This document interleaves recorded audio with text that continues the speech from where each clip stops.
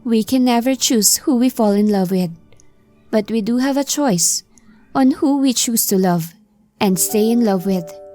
Kaya kapag mahal mo ang isang tao, ibig sabihin, araw-araw mo siyang pipiliing mahalin. Dahil sa gitna ng pagsubok o anumang tukso, pipiliin mo ang taong yon. Ang channel na ito ay ginawa upang maghatid ng mga istorya magbibigay inspirasyon at leksyon sa bawat tagapakinig. Sana ay magustuhan ninyo ang bawat kwento. Suportahan ang aming channel sa pamamagitan ng pag-like, share, at subscribe at huwag kalimutang i-click ang notification bell button para maging updated sa mga bagong istorya. Episode 9. Look, the Jones couple cancelled. We can't feature them in our app anymore. Ipinaliwanag ko kay Luke na niloko si Miss Jones nang dapat na mapapangasawa nito at kanselado na ang kasal nila. Awang ang labi at salubong ang mga kilay ni Luke matapos kong magkwento. He was in deep thought for a second. His dark brows furrowed deeply as he twitched his jaw every now and then with a habitual press of a finger on the space between his brows. I knew he was stressed. But God, he looked hot. Even when he was problematic, sinubukan kong aluhin si Luke habang naglalakad ako pabalik sa hotel room ko. Freelancer Love is one of our biggest clients. I know we can't lose them. Isa pa, some marketing materials were already released last week. I know this is a huge problem, Luke. We'll try to fix it. Kakausapin ko si Miss Jones if we can still film with them. Naputol ang pagsasalita ko nang sumabat si Luke. Where are you? Naniningkit ang mga mata nito nang tingnan ko. At the hotel lobby, pabalik sa room. You already had lunch? He asked seriously. Medyo naiilang ako pero sumagot pa rin. Hindi pa. Kumain ka muna. We'll talk about this later. Parang batang paslit na agad akong napasunod ng utos nito. I ate lunch and had a meeting with our marketing team and project manager. Pagkatapos nun ay tinawagan ko ulit si Luke upang balitaan ito sa meeting namin. Hey, our project manager will report to you but if you want some details about our meeting, I can... Naputol ang pagsasalita ko nang bumaling ako sa screen ng cellphone ko. Pareho kaming naka-video call at na-distract agad ako nang mapansin kong nasa banyo si Luke. His upper chest was also exposed, an indication that he was topless.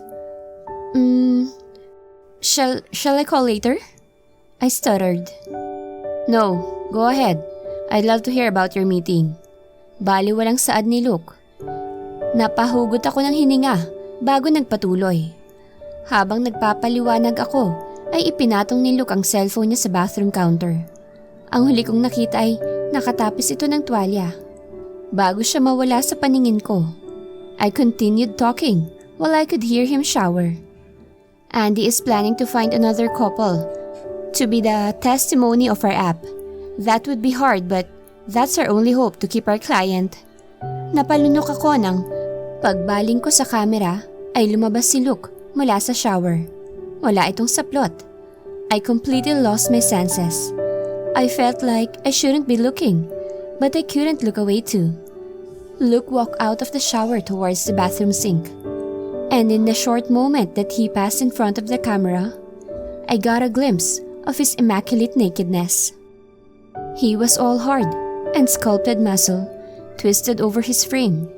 A patch of dark hair covered his lower abdomen, arrowing down to disappear beneath his cock, which length and massiveness hung loosely between his muscular legs. Fuck! Sorry, Ash. Nagpapanik na hinablit ni Luke ang cellphone niya, dahilan para maputol ang pagpapantasya ko. He apologized several times for what happened. But I told him that I didn't feel violated in any way, and I understand that he didn't mean for me to see him naked. Buong araw hanggang gabi, hindi mawala sa isip ko ang imahe ng katawan niya. My fingers even ached to touch myself as I lay alone at night, thinking of his body and how good it would feel to touch it, to have his naked skin against mine, or to have him inside me. Shameful thoughts haunted me. And I hated how I wanted to end them by satisfying an unknown need in my body. Abala kami sa trabaho nung sumunod na araw. Gabi na nung makausap ko si Luke dahil pinapunta niya ako sa opisina niya. "Can I take you to dinner?" Kaswal niyang tanong. Pumayag ako roon. He told me he'd bring me to his house upstate. We had a comfortable ride and we talked casually. But the unnamed tension between us was still alive. It's like we were both restraining ourselves and are always one step away from losing control. But the tension aside, we had a fun conversation throughout the drive. I feel like we can never really get away from that. We vibe so well. We understand and get each other so well that a second or a minute with each other is always fun and never boring. We were on the driveway when Luke drew in a deep breath. Bumaling ako rito, nagtataka. "Actually, Ash, this isn't my house," he admitted a bit nervously. "What?" "It's my parents' house." Lumuwa ang mga mata ko. "Then why are we having dinner at your parents' house?" "It's my dad's birthday. He invited me and told me to bring anyone with me. Don't worry, I'll introduce you as my colleague." Paliwanag nito. His dad's birthday celebration was an intimate dinner with the family. Lalo akong nabigla dahil puro kapamilya lang nila ang naroroon at napasama ako. Pati ang mama niya, nasa Pilipinas lang nagsistay ay bumisita pa para roon. His parents were very nice and welcoming. His mom was the typical bubbly, accommodating, and caring Filipino mom.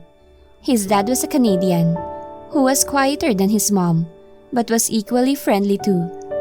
We had a fun dinner hanggang sa sinabihan si Luke ng mama niya na itura ko sa bahay nila. Pumayag naman si Luke at dinala niya pa ako sa kwarto niya noong bata pa siya. Namamangha kong nilibot ng tingin ng silid. It looked like a high school boy was still sleeping there. It was untouched and well-maintained, with posters of Marvel superheroes on the wall, a guitar on one corner, a basketball on the floor, lots of books on the shelves, and even weights on another corner. Umupo kami ni Luke sa kama. Masaya kaming nag-uusap noong una hanggang sa wala sa sariling dumapo ang palad niya sa hita ko. Napahinto ito nang mapansin niya kung saan dumapo ang kamay niya. Ngunit imbis na bawiin yon, ay pinanatili niya lang yon. "If I met you in high school, I would have had a crush on you." Patuloy nito sa usapan namin habang ang kamay niya'y paunti-unting umaakyat sa binti ko. I continued talking to him until I felt his warm palm go higher up my thigh and inside my dress. I gasped silently when he was only an inch away from my underwear. I looked at him and we instantly connected. Without a single word, his mouth met mine in a deep simmering kiss. We can never choose who we fall in love with, but we do have a choice on who we choose to love and stay in love with. Kaya kapag mahal mo ang isang tao, ibig sabihin, araw-araw mo siyang pipiliing mahalin. Dahil sa gitna ng pagsubok o anumang tukso, pipiliin mo ang taong yon.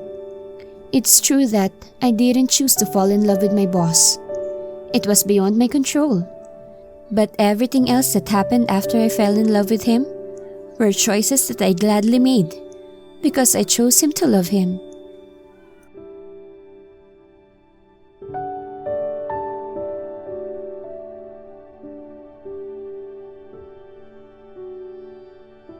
May kwento ka bang nais ibahagi? Send us an email or reach us on any of our social media accounts if you want your story to get featured.